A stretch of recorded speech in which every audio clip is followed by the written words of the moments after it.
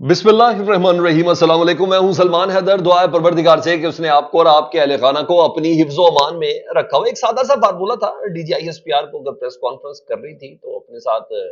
वफाकी वजीर इत्तलात को रख लेते सामने, ताकि पता चलता कि ये सिविल हुकूमत आगे है और जो डीजीआईएसपीआर है वो उनको सपोर्ट करने के लिए जरूर होता है, क्योंकि माजी में ऐसा हुआ है। डीजीआईएसपीआर अतर अब्बास साहब होते थे तो उनके साथ कमर जमान कायरा साहब मिलके प्रेस कॉन्फ्रेंस करते थे, लेकिन अब जब फ्लाइट ही सोलो ली गई और तमाम पॉलिटिकल इश्यूज के ऊपर ली गई, चाहे इसके सिक्योरिटी के अलावा, तो फिर अब वो रद्द-ए-अमल भी उस हिसाब से आ रहे हैं। तो वही जब उधर बात होगी तो फिर अब जवाब भी जो हकीकत के हवाले से कुछ दीगर लोग भी अपना मौक़िफ़ रखते हैं, तो वो बड़े तगड़े किस्म के रिबर्टल आ रहे हैं सर। मैं इससे पहले कि आपको दीगर कुछ खबरें ब्रीफ करूं कि चीन ने किस तरीके से आज अमेरिका को जवाब दिया, मैं आपको बताऊं पुरम एजेंसी के हवाले से, वो भी खबर मैंने आपके साथ शेयर करनी है। और दीगर भी काबीना में इजाफे के हवाले से कुछ अहम चीज़ें हैं जो डिस्कस करें, लेकिन उससे पहले मैं इस रिबर्टल, क्योंकि वो चीज़ अभी कव इन है, वो स्टोरी वो आपको पता चलना ज़रूरी है। सोशल मीडिया पे तो एक तरफ सर जवाब आ रहे हैं, 2021 के बड़े बड़े वज़रा, बड़े बड़े वज़ीर, फ़कीर,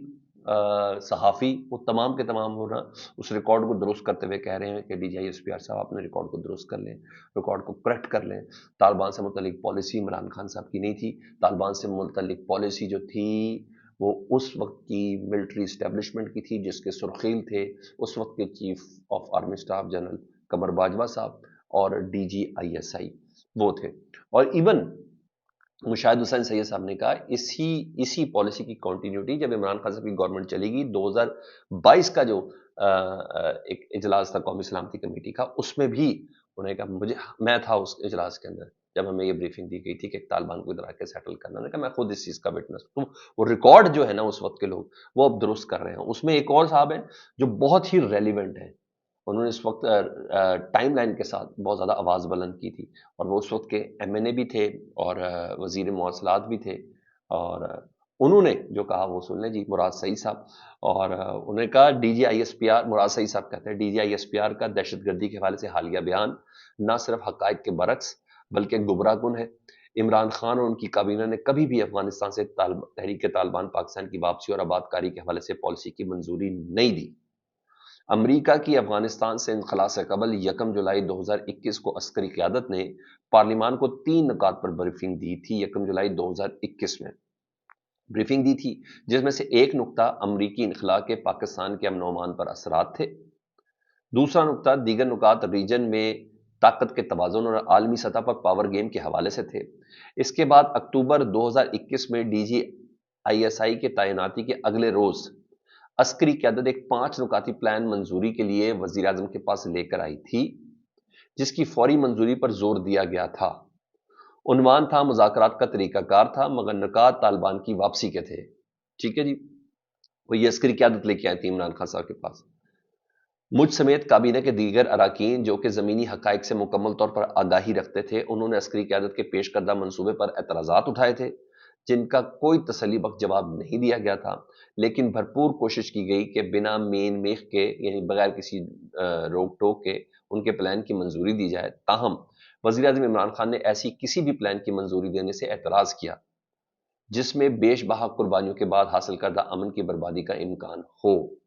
उन्होंने कहा इस मीटिंग में मौजूद तमाम वज़रा गवाही देंगे कि मेरी बातें उस वक्त अस्करी क़यादत की जितनी भी थी वो तमाम की तमाम उनको नागवार गुजरी थी,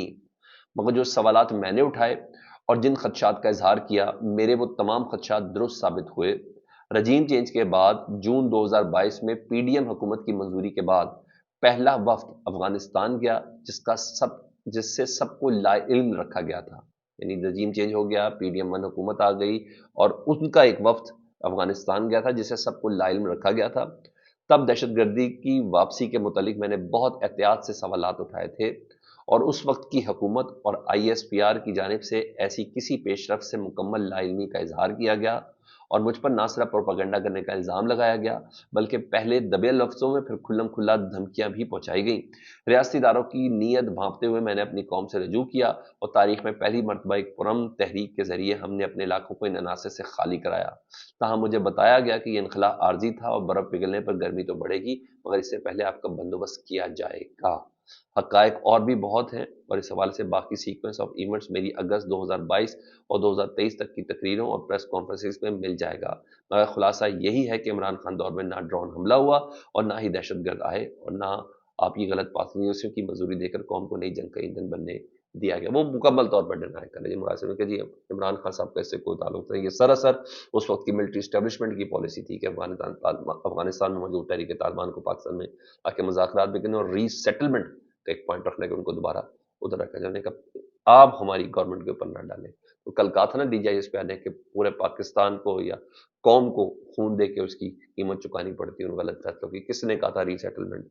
تو یہ بات یہاں کلیئر ہو رہی ہے، مگر ابھی مسلسل ہو رہی ہے، نجم سیٹھی صاحب بھی یہ بات بتا رہے ہیں، اس کے علاوہ سائرہ بانو جو اس وقت کی تھی وہ بھی بتا رہی ہے، اس کے علاوہ خواجہ آصف صاحب کے اس وقت کے ٹویٹ، رانا ثناء اللہ صاحب کے اس وقت کے ٹویٹ، وہ تمام کے تمام کہ ہمیں بریف کر کے یہ حساب کہا گیا، یہ سب چیزیں خیر تھی، لیکن اب تو پھر پتہ نہیں کب D I S P R اس کی کوئی تردید کریں یا کوئی اور بیان دیں، لیکن بہرحال یہاں چیزیں ہیں۔ ادھر نئی امریکہ کی نئی جو ایڈمنسٹریشن ہے اس کے بندے کنٹرول میں نہیں ہے جی، وہ رچرڈ گرنیل صاحب کی بات پہلے آپ کو بتاؤں تو سب سے پہلے جی تمام میڈیا ہاؤسز کو آج صبح اسٹینڈنگ آرڈر دے دیا گیا ہے، اب آپ نے رچرڈ گرنیل کی کوئی خبر نہیں چلانی، اب آپ نے رچرڈ گرنیل سے متعلق کوئی تنقیدی خبر بھی نہیں چلانی، اس کا کوئی رسپانس تک آپ نے رپورٹ نہیں کرنا، اور مطلب سنبھالا نہیں، یعنی ایک پریشر آیا ہوا بڑا زبردست قسم کا، اور انہوں نے کہا اور تبھی تو سر رچرڈ گرنیل صاحب بھی کو ہولا نہیں آ رہے نا، انہوں نے وسیم بادامی صاحب کو بڑے آڑے ہاتھوں لیا، اور کیا تو انہوں نے انگلش میں تھوڑا سا بتا دوں، رچرڈ گرنیل صاحب پچھلے جو حنیف عباسی صاحب کے پروگرام میں تھے نا، حنیف عباسی صاحب وسیم بادامی صاحب کے پروگرام میں تھی، تو بڑا آسان سی انگلش میں آپ کو بتاتا ہوں، انہوں نے کہا I don't know you Wasim,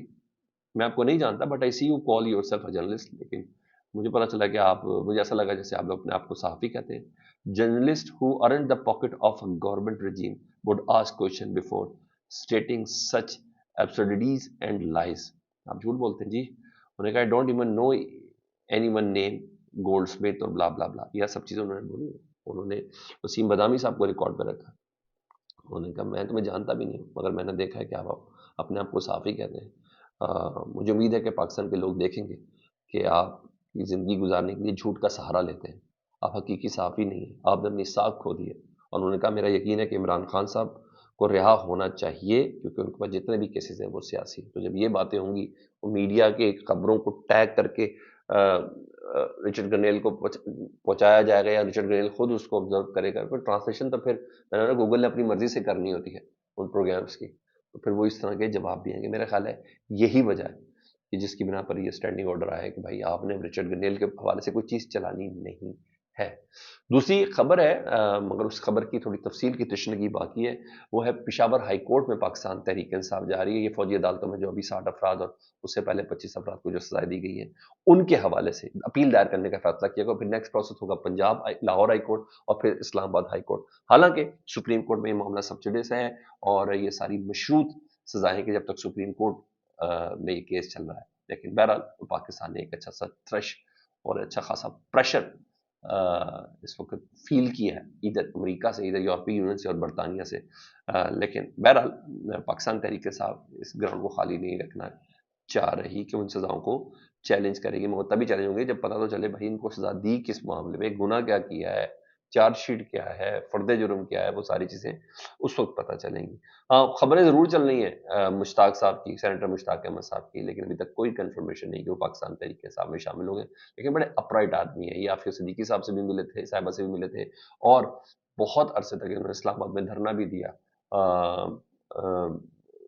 Gaza کی صورتحال کے حوالے سے، اور پاکستان میں موجود تمام سفارت خانوں کو بتایا کہ پاکستانیوں میں اتنی غیرت ہے کہ غزہ کے حوالے سے کھڑے ہو سکتے ہیں، بڑا نام ہے، لیکن ابھی تک کوئی کنفرمیشن نہیں ہے کہ انہوں نے عمران خان صاحب یا پی ٹی آئی کو جوائن کیا، کوئی اسد کیسر صاحب سے ملاقات ہوئی ہے، میں اگر یہ کنفرمیشن ہے کہ تو میں آپ کو بتاؤں گا، تب تک اس بات پر آپ ابھی یقین نہیں کریں۔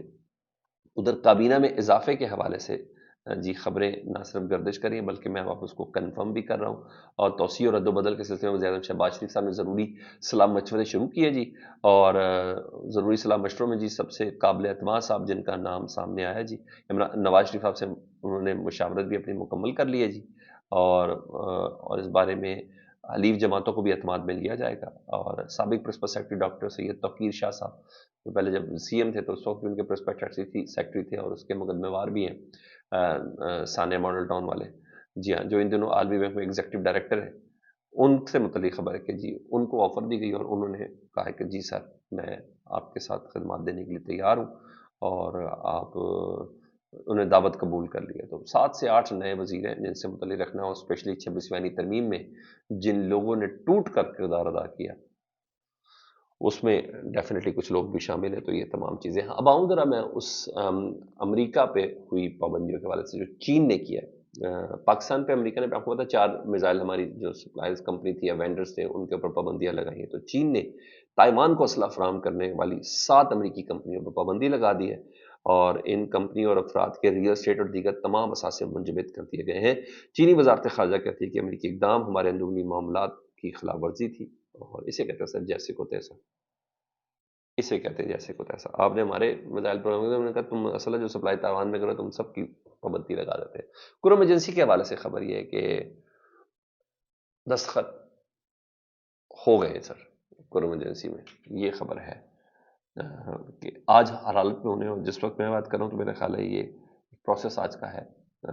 اللہ کرے یہ دستخط واقعی سب دیکھ لیں، کیونکہ جس طریقے سے پورے ملک میں اس وقت احتجاج ہو رہا ہے، کراچی میں 7 مقامات پر زندگی بالکل جام ہو کے رہ گئی، لاہور پریس کلب، اسلام آباد میں مجلس بات المسلمین والے جس طریقے سے احتجاج کر رہے ہیں، حل یہی ہے کہ یہ معاہدہ ہو جائے، معاہدہ ہو کے ان کو وہ کہتے ہیں کہ اسلحے سے پاک کیا جائے، اللہ کرے واقعی اسلحے سے پاک ہو جائے، اور کیونکہ اس معاہدے میں یہ ایک اہم ضرورت ہے کہ دونوں فریقین کے پاس اسلحہ نہ ہو۔ لیٹس سی، پروردگار سب کو اپنی زبان میں رکھے۔ فیڈ بیک سے متعلق ضرور آگاہ کریں۔ اللہم صلی علی محمد و آل محمد۔